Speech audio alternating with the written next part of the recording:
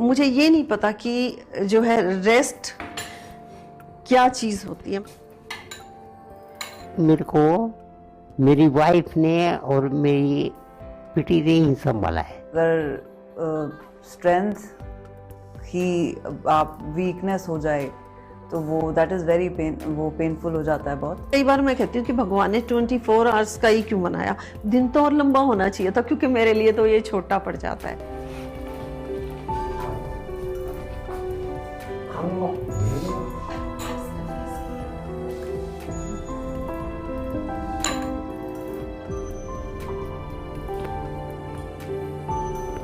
मेरे husband lecturer की post पे ये रहे हैं।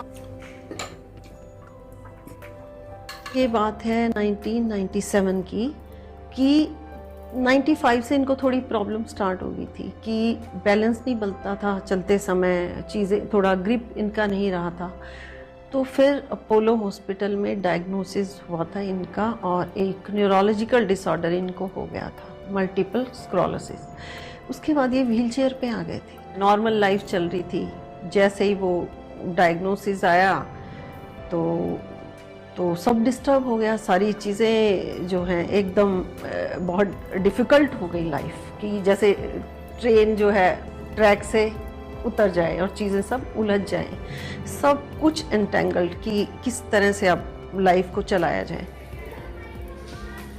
टूटे और फिर संभले, टूटे और फिर संभले। डिनर में क्या खाओगे? डिनर में ये खाना मैं चावल और दाल का 2010 में डॉक्टर साहब को ना काफ़ी टाइम से स्टीरॉइड्स पे रहे, तो जो है बोन्स इनकी काफ़ी डैमेज हो गई थी और इनको जो है लेटे लेटे फ्रैक्चर हो गए। तो उसके बाद जो है फिर ये व्हीलचेयर से बिल्कुल कंप्लीटली बेड पे आ गए। फिर उसके बाद 2010 में ज़्यादा प्रॉब्लम्स आ गई कि अब जॉब कैसे चले, वीआरएस दे दी। तो उसके बाद मैंने फिर कहीं से इंफॉर्मेशन गैदर की और एक है डिसेबिलिटी एक्ट 1995, उसमें फिर मैंने कोर्ट में और एप्लीकेशन डाली, डिपार्टमेंट में भी डाली। तो किसी तरह वो 1 साल की स्ट्रगल थी कि डॉक्टर साहब की कोई सैलरी नहीं आई 1 साल के लिए और वीआरएस हमने एक्सेप्ट नहीं की। लेकिन 1 साल में डॉक्टर साहब को उस एक्ट के अंडर जो है दोबारा से इनको रिक्रूट, फिर से जॉब इनकी कंटिन्यू हुई और फाइनेंसेस हमारे फिर से ठीक हुए। इस फिल्म के बारे में डायरेक्टर विजयानंद, उसका बड़ा भाई, जिसको गोल्डी आनंद बुलाते हैं, और हीरोइन है वही धरेवान। जो बहुत सपोर्टिव मेरी लाइफ में रहा जो चीज़, वो डॉक्टर साहब की विल पावर, इतनी स्ट्रॉन्ग विल पावर के ये हैं कि बहुत बार तो ये मुझे ही सपोर्ट करते हैं मॉरली। मैं कभी किसी सिचुएशन में ना घबराई ना डरी। हाँ, एक बार ज़रूर जब स्टार्टिंग में हुआ था तो चीज़ें हिल गई थी, लेकिन उसके बाद फिर मैंने खुद की ही काउंसलिंग की, खुद को समझाया, संभाला। कई बार कॉन्फिडेंस लूज भी कर जाते हैं, लेकिन फिर भी सेल्फ काउंसलिंग ही काम करती है।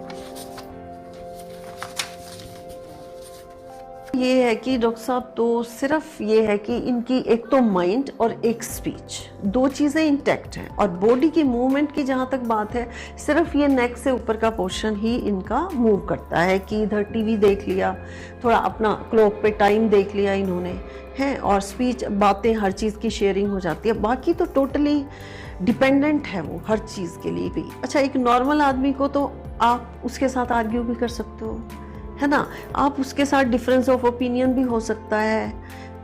और लेकिन इस तरह से जब आपका हस्बैंड इस कंडीशन में है तो बहुत सारी चीज़ें होती हैं जो आपको इग्नोर करनी पड़ती हैं। मुझे ये नहीं पता कि जो है रेस्ट क्या चीज़ होती है। मैंने कभी, कोई बिलीव करे या ना करे, पर ये बिल्कुल सच है, मुझे कभी लाइफ में इस तरह से रिलैक्स्ड कि आज मैं लेटी हूँ मुझे रेस्ट मिला है, वो बिल्कुल नहीं मिला। बल्कि कई बार मैं कहती हूँ कि भगवान ने 24 आवर्स का ही क्यों बनाया, दिन तो और लंबा होना चाहिए था, क्योंकि मेरे लिए तो ये छोटा पड़ जाता है। अब डॉक्टर साहब के ऑफिस के भी काम होते हैं, इनकम टैक्स के रिटर्न भी फाइल करनी है, कई बार डिपार्टमेंट भी जाना पड़ता है, सारी चीज़ें देखनी पड़ती हैं, बैंक के हैं और बहुत सारे ऑफिस के काम।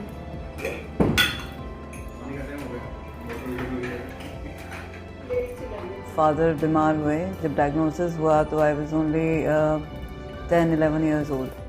So it was big setback था बहुत बड़ा हमारी फैमिली के लिए, और बच्चों के लिए तो डेफिनेटली होता है, क्योंकि father is like the main source जिससे आप हर चीज़ शेयर भी करते हैं और वो आपको सिखाते भी हैं, और वो बहुत एक सपोर्ट होते हैं, स्ट्रेंथ होते हैं। और अगर स्ट्रेंथ ही आप वीकनेस हो जाए तो वो दैट इज़ वेरी पेनफुल हो जाता है बहुत।